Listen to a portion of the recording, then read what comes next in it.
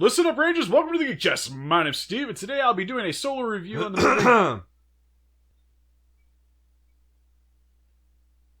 Well, whatever that was, I'm going to be doing a review for Rodan today. Aren't you forgetting someone? Oh, hey, you're here. Man, I totally forgot about you. How can you forget about me? Well, you weren't around for the last review, so just kind of assumed you weren't going to be here anymore. But that was... Just hold your head in shame. Thank you. Thank you. Alright, I guess we will be doing a review for the film Rodan. Because everybody wants to see this, not that. This. But this. That works too. That's so much better. Put that back up there. Okay, sorry. Look at that. So for the plot of the story. View count just went up by 50. Bam. Yay. Anyways, pretty much to sum up the plot for this movie. This movie starts off with... it's a love story. Yeah, it's kind of like a weird love story. Where you have everybody's doing nuclear testing, which is going to foreshadow bad things happening in the future. So Mother Earth is going to try to retaliate against this. So that was actually kind of cool, though. I like that. It was like, and so it has to fight back. Yeah, I know. Where I feel like I'm back in 1955 for Godzilla Raids again. Just everything's got to be monologue to me. I don't understand the scene just by watching it. Isn't this 1956? Yeah, it was 1956. I totally didn't look that up on my phone. No, he didn't. But, yeah, so for the story, it pretty much starts off with this little mining community where there's a flood in the mine. And well, you forgot the most important thing. On this day, everybody was on edge. Even his best friend started a fight with another guy, which he usually never fights because everybody could feel a tension that there's something going to happen. You forgot that part. Sorry. So, anyways, people are mining. They end up rupturing or breaking through a cave wall, which water floods into the mine. They're missing two dudes. End up finding the one guy, brutally murdered. They think the guy's name's Goro. They think he did it, so now everybody's on edge. Everybody's blaming the dude's sister. Be like, you murdered my husband. Yeah. Because he could totally do the damage that they said that he did in the movie. But then, more mining people start disappearing, which is actually probably one of the sweeter parts of this movie, is that it actually starts off more like a horror movie. Oh, yeah, when it was the other miner and the cop that went missing. Yeah, where they're like looking for Goro and trying to find the other people.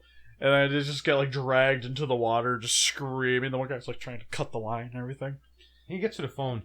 Yeah, that guy gets to the phone. Still gets murdered. They still think he did it. That's pretty good, man. I know, he's amazing, right? Come to find out, it's a giant insect murdering people. It's kind of like I want to say it's like a tick. It's like a giant tick. So hideous looking. Yeah. Oh. So they combat the one tick, actually killed it, find out there's more ticks in this cave, which this cave also houses the monster Rodan. Oh, wait. Let's see how much you remember about this movie. How did they kill it, Steve? With a mining cart. Oh! Bam! Freaking Donkey Kong, that bitch. He was like, watch out! Oh, that was the greatest scene, too, because you can just see, like, it's an actual painting that they're moving in the background. Yeah, it's just like he was just superimposed into there. Oh, it's amazing, though. But because of all the shenanigans that are happening, Rodan ends up waking up, and there's two Rodans. Even though they only show the one hatching, there's two of them, which they're a mating pair, which they don't also know if that's officially gendered. They're a mating pair now, because there's two of them. Yeah, and the Rodans wreak havoc on Tokyo and pretty much the entire Earth. That was weird part. And then how are we going to deal with them? Oh, no! He was like, they're mating. They just came out. How do you know? It's mating season. Mating season. I think it has a dick. I'm not sure. This is just what this is like. Okay, we'll go with it. It's the 50s. It's science. Good science too. So, I know, right? It's one hell of a movie, man. Because pretty much for the plot, it actually works for me. Compared to a lot of these other giant monster movies, I actually really enjoy Rodan more than most of the other ones, at least for standalone films. Because it starts off like a horror movie. Pretty much the entire idea of the film, when you're dealing with insects, it's very scary. Especially when I was like a 5-year-old kid watching this movie, I was freaking terrified. Then even when we get to the Rodan, he has like the flashback after like his amnesia starts going away, and he's in like the cave. Rodan bursts out of its shell. Thing looks terrifying, just mainly because of how hideous that suit looks. starts eating all the insects. You hear him screaming and bloody murder, and the guy's just like randomly, like slowly shambling his way out of the cave. Very slowly about it too. And for like a 5-year-old, that was terrifying. Nowadays, not so much. But I still appreciate them trying to bring more of a horror element to the giant monster movies. I don't know. See that costume of those insects? That's pretty scary for right now. Yeah, we'll get to that. But pretty much for the plot structure, it works overall for me, where it transitions more from a horror movie to your standard giant monster movie where the Rodans are flying around terrorizing everything, having dogfights with their jets, doing aerial maneuvers that just can't be done. Yeah, you can. Same shot. Over and over. I don't know, I love the one shot where it's like doing like the loop-de-loop and it does like a vertical climb. You're just like, is it spelling things? I'm not 100% sure. It was writing his name. Yeah, and then I guess the way the guy just explains it, it's just flying, does like a 180 and just comes right back after him. Pretty good flyer, man. Yeah, I know, right? It's just like, stop, and nobody still knows what the flying thing is. It totally doesn't look like a giant pterodactyl thing that they renamed Rodan. Well, no, it's like... Like, they explained it in the movie, like, as per paleontology. It's like, what is it? It's like a family of snakes. So it's it's related to snakes. Yes. It's a reptile, not a bird. But then against the 50s, so I'll forgive them for that one. But it's just kind of funny because they're like, it's like a pterodon, but it eats things, so it's a Rodan. It eats even people. though pterodons eat fish and stuff, but still. It doesn't. Because they were like, it's carnivorous, so we're all of them. So it's like, yeah, it's just like you kind of lost me there a bit, Mr. Doctor. Yeah, I didn't get that part. It's just I was like, okay, it's 50s. I'll give you a few. Yeah, it's just like, I'm just roll with it. At least it's not black and white. It's actually in Technicolor. Well, lots and lots of colors. Because they blended in lots and lots of scenes. Yeah, like with the cinematography where you see, like some of the stuff is stock footage, so you kind of understand the film's going to be a little bit of a different quality compared to the rest of the movie. The one thing that I didn't really like watching it though, is that for some of the scenes, it would go from like pretty clean looking shot to the shot would be yellow, and then you could tell it's just like the camera they're using going to a different angle, and then it come back, shot would look clean, go to a different camera, then now it's blue. It's got Well, like a see, blue they had tint the to one it. main camera where they spend the $2 on, and the other side cameras were like 50 cents. So like when you flipped around, it's just you tell the Yeah, difference. 'cause that's how much cameras are. Well, in the 50s, I'm assuming, Yeah, everything's cheaper, man. It's like a nickel. I start my own restaurant. Yeah, it's 10 cents, man. You can get a slice of pie, cup of coffee, and a train to Chicago. Oh, and there's a love story in this too, where you have the main character and Goro's sister, where they're falling in love, but they have to deal with the situation that her brother might be a murderer, so she might have to leave, and then their love can't form properly. And then we get to the Rodans, which are a mating pair, and then all it's supposed to have like symbolism because like at the end, spoiler, the Rodans die in a volcano.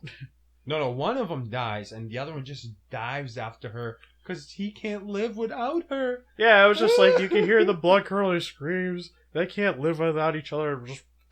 And then it's funny too because you watch the scene too, and there's, I don't know if there's like an air pocket or something, but like the puppet just went whoo, just right back in the air, crash lands back in the ground. I was like, it works better for back then. It was just like one of those weird things where it's like, is it trying to escape now? Because I thought it was trying to stay with the other Rodan because they were in love and they had to be on fire together.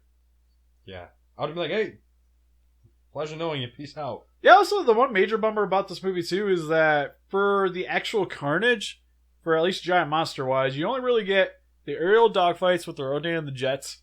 They destroy one official city where they actually tag team it, which one of those weird scenes too in the city fight is that Rodan's like screeching and everything, and it looks like something is coming out of its mouth. Like I'm 100% sure there's like, it looks kind of like Godzilla's like old-fashioned atomic breath.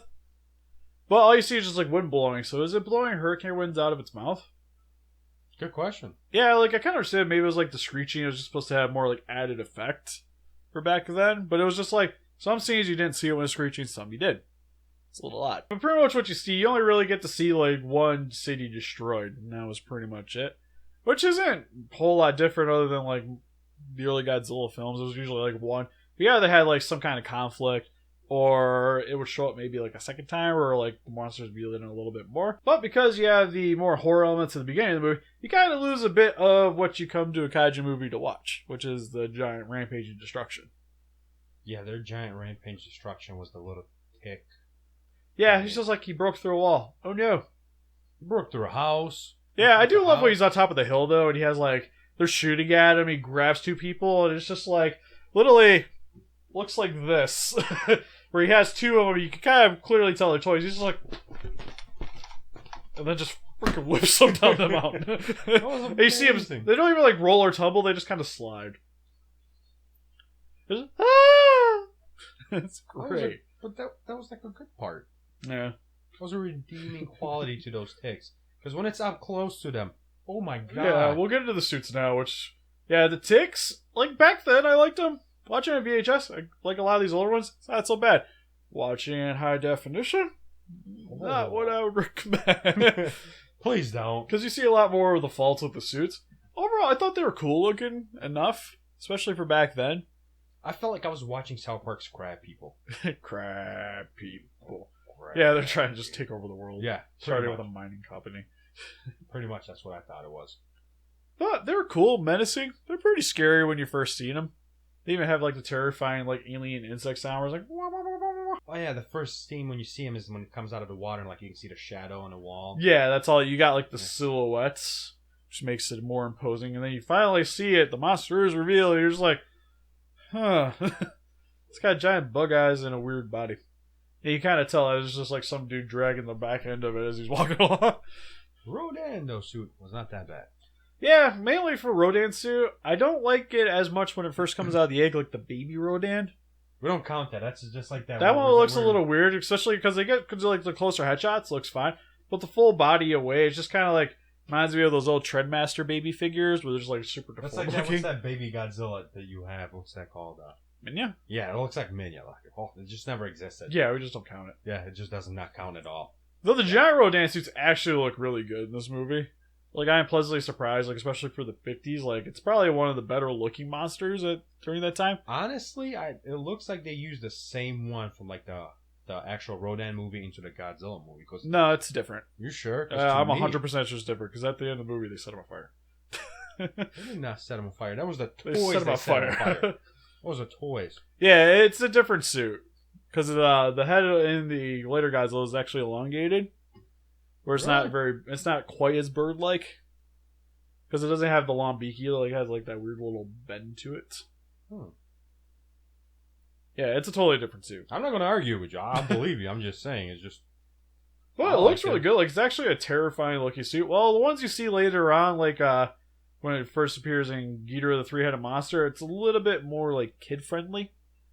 Well, I'd say the original Rodan is a little bit more... It's meant to be scary. So where did that one survive from then? Like, how did that work out? If these two died... Shh. Don't question it. Just run with it. It's like, Godzilla died. How do we have another one? Kumonga died. How did he show back up and destroy all monsters? They all had babies? Gorosaurus got his mouth ripped open. How was he back? They had babies? Yeah, just more than one. You just run with it. There was a third Rodan hatching somewhere. It did come out of a volcano too, so I mean... Yeah, it just kind of showed up. Yeah, I'm sorry. Lady knew there was a Rodan monster there. Yeah, I'm sorry. Go ahead, Steve. I'm sorry. Yeah, so suits work pretty well. Props actually are pretty good in this movie too, for the most part. For the 50s? Oh, yeah. Yeah, for the 50s, like, oh. Man, I would love some of those, like, toy tanks that they had in there. Yeah, like the jets flying around look cool. Even, like, the one thing that I'll give a notch a little bit to it is when they're doing the dogfights, every time Rodan would go to attack one of the jets, you can always tell that it was the same jet it was hitting. Because it would be like, it'd fly over the one, and you see a little bit of sparks, and it just kind of, like, off to this distance. And then it would do it again, and you literally did the exact same motions. So you kind of tell it's the same shot. And then it would be the one where it actually would blow up. Which was pretty cool. Like, I don't get, though, like, how, like, brazing against Rodan isn't just going to destroy that thing in midair, especially since how fast Rodan's actually flying. It just cuts out the front part of the airplane and just sparks away. Yeah, like the first one where they find, like, it's, like, slash through the airplane, and they're like, what happened? Like, the airplane pilot's outfit just, like, covered in blood. Yeah. Like, how'd you find it? How is it still intact? Like, everything's still relatively in peace. Like, what did it caught on fire and crash and all over the place, you know?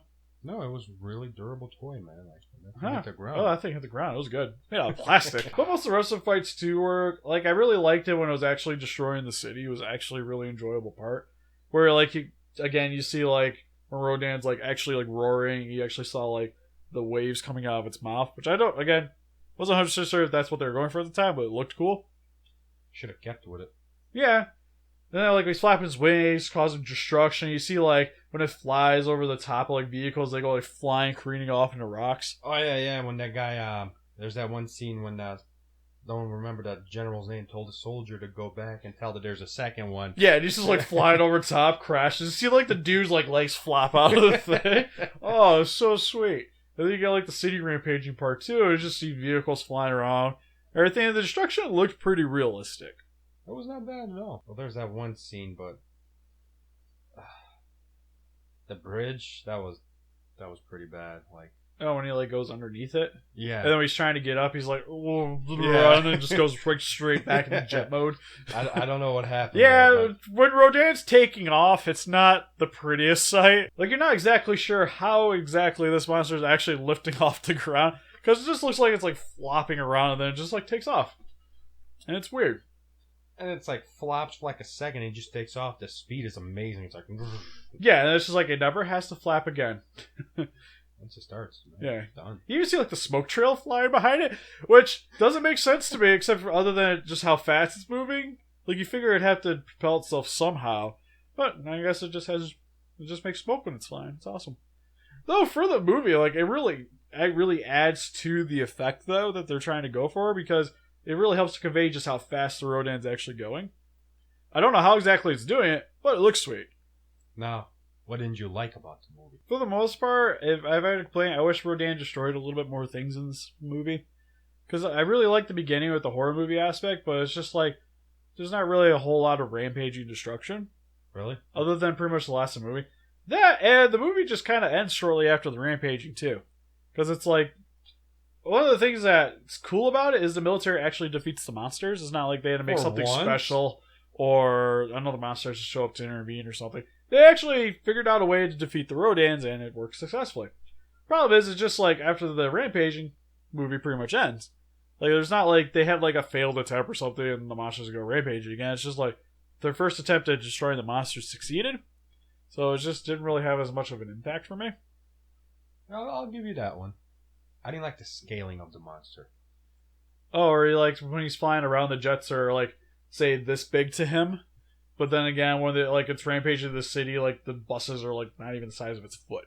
Yeah. It's just like I don't think that's how size works. First scene, like when it busts out of the ground, it like stands in the trees and like trees like this big to it. Yeah, it's like towering over the mountain. Yeah, and like in the city, like it's towering over the building and stuff like that. And then it's flying in the air with the airplanes, and it's like not as big to it. It's just but it's giant monster movies. Like everything's not going to be perfectly scaled. Like even in the '90s and 2000 movies, stuff gets kind of lost in terms of size. But it's mainly like for these movies, in terms of that, it's something that you really have to be looking for, though. Like, granted, you might see it, but it's not something like you're just gonna be like, oh wow, that's huge. It's just something. It's more of a nitpick. I don't know. Maybe because I was paying too much attention.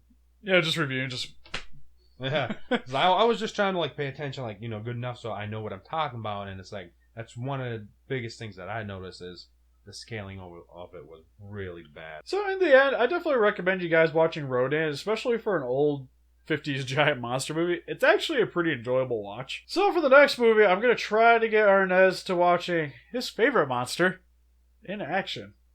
Because hopefully we're going to watch Mothra. No. The original Mothra movie. Nope. And then we'll move on to Gamera. That ain't going to happen. Yep. No, Mothra. I do not need to sit there and listen to some tribal people for 30 minutes. Mothra. No. No. We're going to do it. We're doing it. But what did you guys think about Rodan? Please let us know in the comment section below what you guys thought about this movie. Help us defeat those kaijus by hitting that like button. Subscribe, become a ranger, and we'll see you guys in the next video. Bye-bye. Bye-bye.